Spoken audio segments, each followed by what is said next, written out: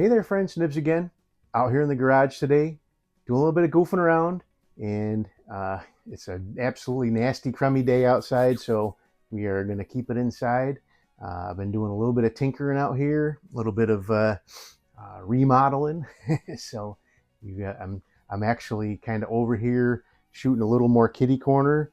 Gives me a little more space here in the garage, and a little more length on the, not by much, by about 7.5 yards instead of 7 yards, but also a little easier for me to work around over here.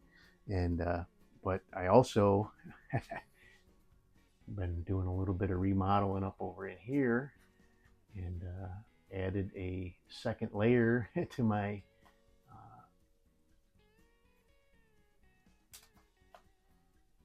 display over here.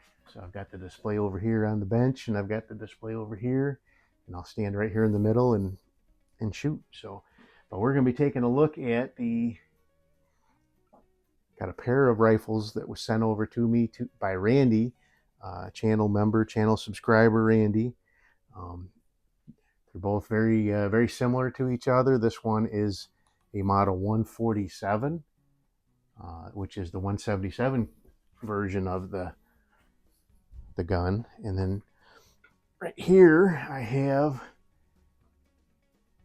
his model 140. Stock isn't quite as nice on this one.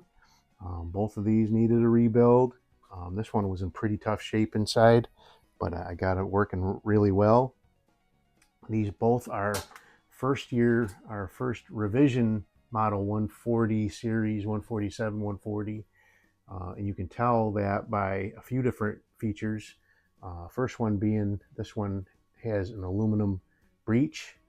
And then the next thing is they have this, I call this the spoon bill bolt. That one also has that.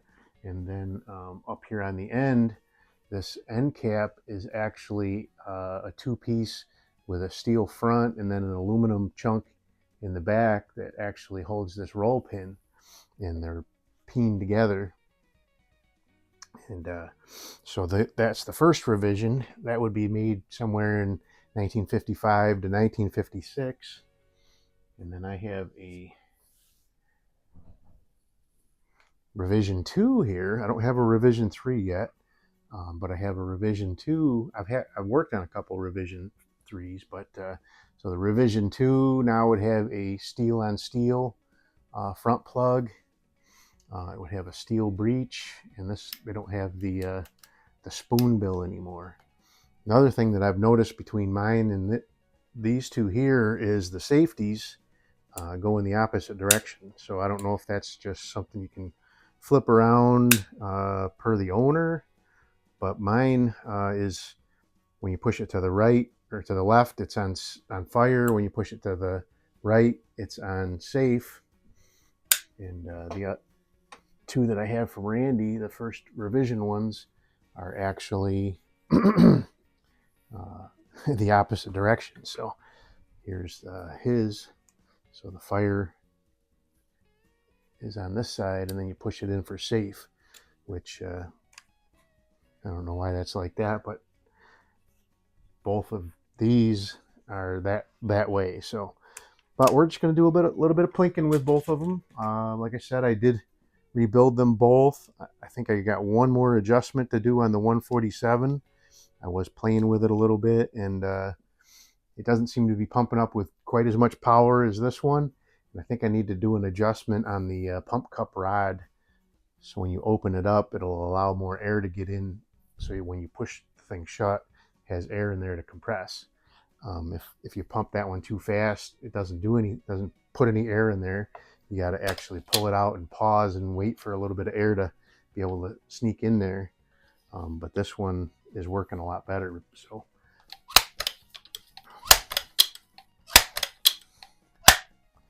let's go ahead, and I've got a couple splatter bursts up there for starters.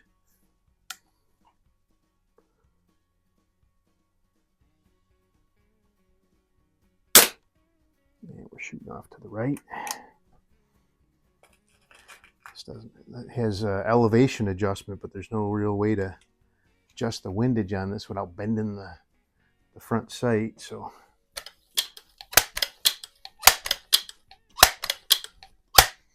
just have to do a little bit of Kentucky windage here.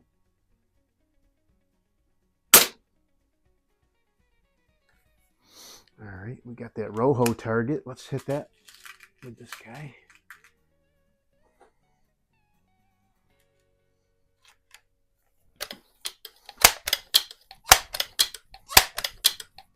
I'm going to pump this up the full 8 pumps if I can. Ah, wow, yeah. All right, let's hit the Rojo target, see how many times we can get it to spin around.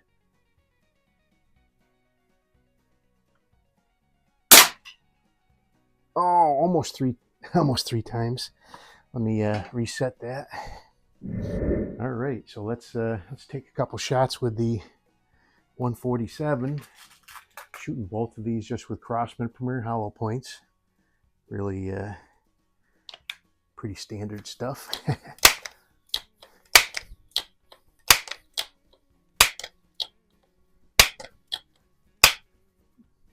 All right, splatterburst first. You definitely detect the difference in power here, so I think that's, if I pause a little bit more in between, I get a little bit better pumps.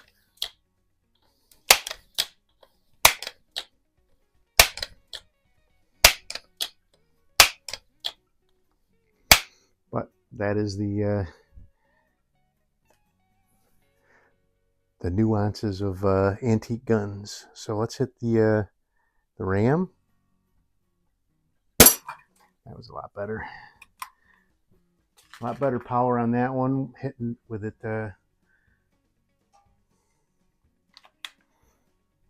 just giving that little bit of extra pause at the end so some air can get inside there.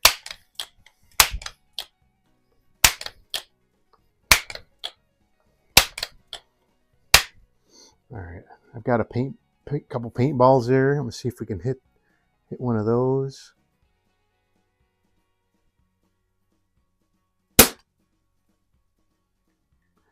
Not sure where that went.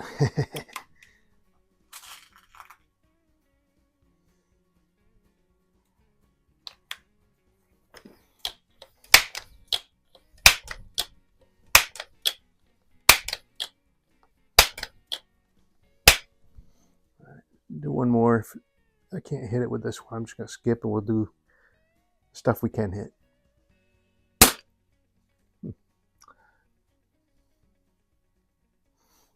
Nope. Let's knock over one more silhouette here.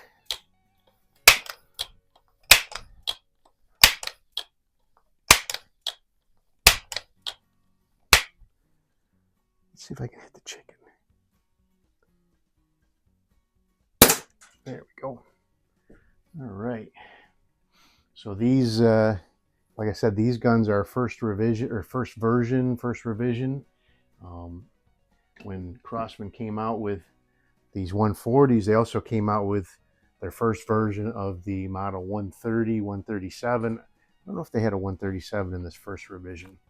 This is a model 130, but this one also has the aluminum breech and has this little switch here. You actually have to push forward before you can actually start pumping it up.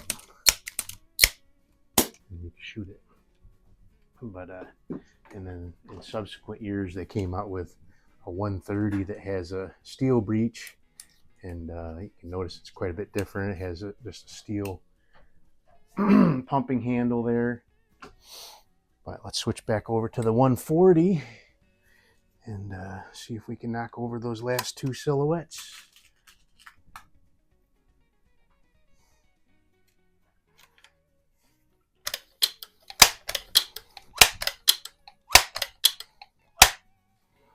All right, let's hit the pig.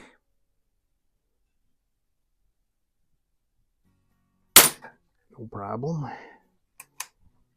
And make sure I use the right pellets here. We'll knock over the turkey and then we'll get out of here. get these packed back up and heading back over to Randy. He's got a couple more cool things that he's going to be sending over for us to take a look at.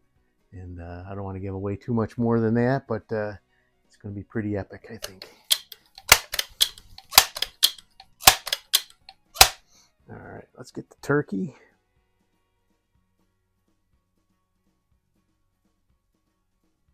There we go.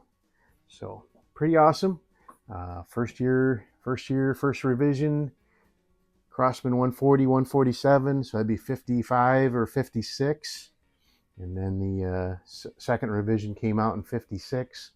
The third revision actually had a cast aluminum